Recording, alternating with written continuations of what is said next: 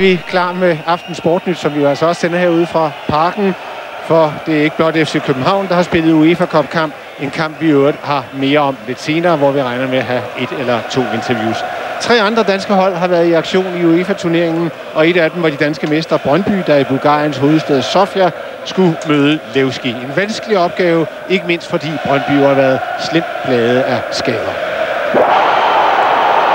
Aftens opgør var samtidig en test af den bredde, som Brøndby-truppen råder over. Hele 4 stamspillere var nemlig ikke med på grund af skader, og efter bare 5 minutter er det Sasa Simonovic, der kan bringe hjemmeholdet Levski i front.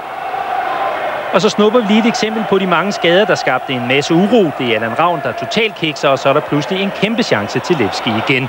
Men her ser vi så et flot indgreb af Mogens Krog. Brøndby slipper med skrækken. Og så er vi i angrebet efter. Peter Madsen har været langt fra sidste sæsons niveau, men måske kommer vendepunktet lige præcis her. En herlig aflevering for Mathias Jonsson, og så er der ikke de store problemer for Peter Madsen med at hætte sådan en smuk aflevering i nettet. 1-1, men desværre kunne det ikke sætte en stopper for de mange fejl i Brøndbys bagerste kæde. Igen bliver der ikke snakket ordentligt sammen. Og på dette indlæg, ja, der er der desværre alt for meget plads til Sasa Simonovic. 2-1 til Levski, stillingen ved pausen.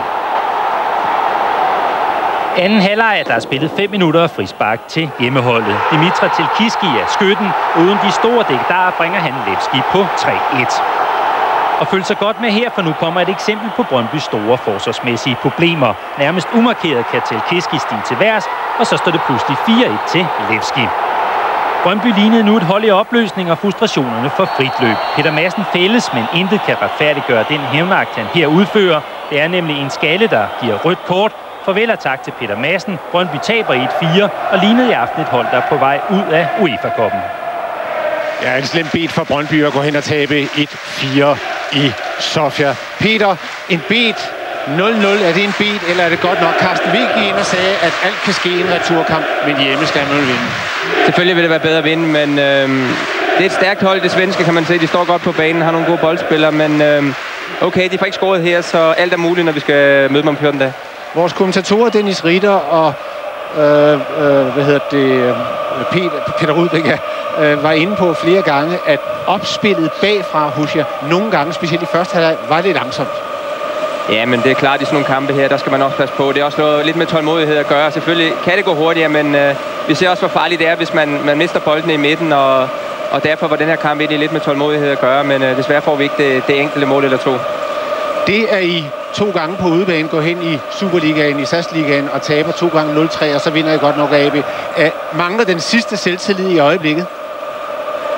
Det kan man måske godt sige, men igen i søndags, der spiller vi en rigtig god kamp, hvor vi måske kunne have vundet 3-4-0, ikke? Men jeg synes også, vi spiller udmærket i dag, men mangler måske lige at lave de enkelte mål, og mangler måske lige de sidste 5%. Det svenske hold er vældig godt organiseret. Når I nu kommer til Olympia, vi kunne høre de svenske tilskuere her og så videre. Tror du ikke lidt på, at du har prøvet så meget internationalt, at I risikerer at blive blæst ud? Nej, det tror jeg ikke. Altså, vi har utrolig mange erfarne folk på holdet, og det er jeg jo slet ikke bange for. Altså, jeg glæder mig til kampen, fordi det er nogle af de kampe, der er rigtig sjove at spille. Når I nu kommer ud i omklædningsrummet og begynder at gasse hinanden, den Zuma skålet over i første halvleg, når man ser den på billederne, du var tæt på. Der bliver noget at snakke om, når I kommer hjem. Ja, men sådan er det nu ikke. Altså, Zuma gør det selvfølgelig ikke med vilje, men et mål ville selvfølgelig have været meget, meget vigtigt i dag. Men igen, de har ikke scoret, og vi vil give alt om 14 dage. Og vi håber, det går fra 14 dage. Tak, Peter. Ja.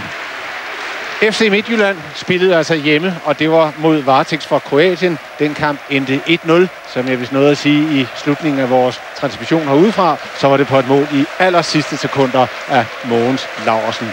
Det 4. og sidste danske hold i UEFA-koppen, det er OB, der spiller i Spanien mod Celta Vigo. Den kamp, den begyndte kl. 21.30,